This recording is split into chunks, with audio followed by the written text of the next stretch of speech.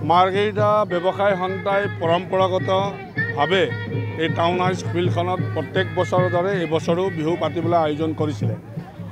15, 16, 17 আমি ডেট লৈছিলোঁ, কিন্তু ভাৰতবৰ্ষৰ পৰিস্থিতি প্ৰতি লক্ষ্য ৰাখি অসমৰ মাননীয় মুখ্যমন্ত্ৰী ডাঙৰীয়াই প্ৰত্যেক বিহু কমিটি আৰু ৰাইজলৈ আহ্বান জনাইছিলে যে ভাৰত আৰু পাকিস্তানৰ মাজত যুদ্ধ সদৃশ দেশত আমি বিহু পাতিব নালাগে। গতিকে আমি সকলোৱে মুখ্যমন্ত্ৰীৰ আহ্বান ক্ৰমে আমি বিহুখন পষ্টপন কৰিছিলোঁ, কিন্তু সেই যুদ্ধখন অলপতে খাম কাটি যোৱাৰ কাৰণে মুখ্যমন্ত্ৰী ডাঙৰীয়াই আকৌ ক'লে যে আপোনালোকে যদি বহাগ মাহৰ ভিতৰত যদি বিহু উদযাপন কৰে তেতিয়াহ'লে আপোনালোকে কৰিব পাৰে। গতিকে আমি 2 দিনৰ কাৰ্যসূচী বাতিল কৰি পেলাই এদিনীয়াকৈ এইবাৰ পৰম্পৰাগতে বহাগ যিহেতু আমি আজিৰ দিনটোৰ কাৰ্যসূচীৰে এই টাউন হাইস্কুল খেলপথাৰত মাৰ্ঘেৰিটা ব্যৱসায় সন্থাৰ বিহুখন আয়োজন কৰিলোঁ। ইতিমধ্যে আমাৰ প্ৰথম কাৰ্যসূচী আজি পতাকা উত্তোলনেৰে, শ্বহীদ তৰ্পণেৰে আৰু বীৰ শ্বহীদসকলৰ তৰ্পণেৰে আমি আৰম্ভ কৰিছোঁ। গতিকে গধূলিলৈ সাংস্কৃতিক সন্ধিয়া আছে। আমাৰ গুৱাহাটীৰ পৰা শিল্পীসকল ইতিমধ্যে আহি পাইছে।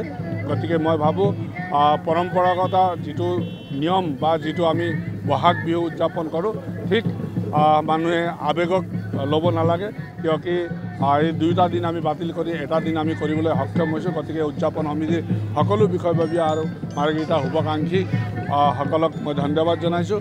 আৰু আপোনালোকে দেখিব পাইছে ফিল্ডত সম্পূৰ্ণ জাতি জনগোষ্ঠীৰ সংস্কৃতিৰ দলবিলাক আহি উপস্থিত হৈছে। আমাৰ শোভাযাত্ৰা হয় প্ৰত্যেক বছৰ, কিন্তু এইবাৰ আমি বাতিল কৰি পেলাই সমাৰোহ কাৰ্যসূচী কৰিছোঁ। গতিকে মই ভাবোঁ সকলোৱে মিলিজুলি এই বিহুখন সুন্দৰ হ'ব বুলি মই আশা কৰোঁ। হয়, আপুনি যিটো কথা কৈছে, পৰম্পৰা ভংগ কৰি এদিনীয়া কাৰ্যসূচী বিহুটো পালন কৰিবলগীয়া হৈছে ব্যৱসায়ী সন্থাই অনুষ্ঠিত কৰা এই বহাগী উৎসৱটি। ইয়াৰ বিশেষ কাৰণ হ'ল আপোনালোকে সকলোৱে জানে, যোৱা কেইদিনমান আগতে পেহেলগামক যি ধৰণে নিৰীহ লোকক উগ্ৰবাদীয়ে হত্যাকাণ্ড চলালে, তাৰ লগে লগে ভাৰতবৰ্ষৰ চৰকাৰে সিন্দুৰ নামৰ অপাৰেশ্যনেৰে পাকিস্তানৰ লগে যুদ্ধ সাদৃশ্য পৰিৱেশ সৃষ্টি হৈছিলে। তাতো বহুতো সহজ সৰল জনসাধাৰণ ভাৰতবৰ্ষৰ আৰু আমাৰ বীৰ জোৱানসকল শ্বহীদ হৈছিলে। এই গোটেই বিষয়বস্তুটো সামৰি আমি বিহুখন অনুষ্টুপীয়াকৈ এদিনীয়াকৈ আজি অনুষ্ঠিত কৰিছোঁ। আৰু এই বিহুখনলৈ আমি সমূহ ৰাইজক বিনম্ৰতাৰে আজি হ'বলগীয়া সন্ধিয়ালৈ সাংস্কৃতিক সন্ধিয়া অনুষ্ঠিত আছে। আৰু বিভিন্ন সাংস্কৃতিক দলৰ সমাৰোহৰ যিটো তেওঁলোকৰ প্ৰদৰ্শন, সেইটো ইতিমধ্যে মঞ্চ চলি আছে। গতিকে আমি সন্ধিয়ালৈ সমূহ ৰাইজক আমন্ত্ৰণ জনাইছোঁ।